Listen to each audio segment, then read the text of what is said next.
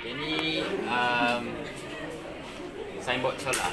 Oh. Kita tak signboard yang macam biasa dekat highway tu. Oh. Tapi yang ni punya bukti yang portable, lepas tu dia pakai energi solar. Dia pakai LDC.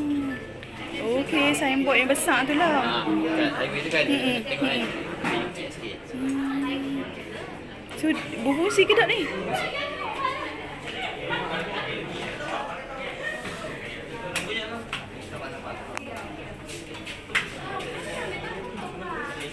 So kita boleh adjust dia punya teks. Punya teks ni kita boleh adjust. Contoh bila nak tulis apa. Bila nak tulis apa. Adilah.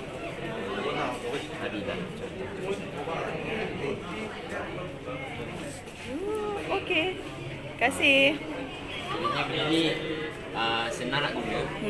Lepas tu dia instant. Kita kalau emergency terus boleh guna. Tak perlu nak pasang electricity semua, tak perlu nak ada grid power. Itulah. Berapa kos awak semua? Kos ni? Kalau setakat barang saja dalam RM294, tak termasuk kos pasang dia. Apa yang lain-lain kos lain lah.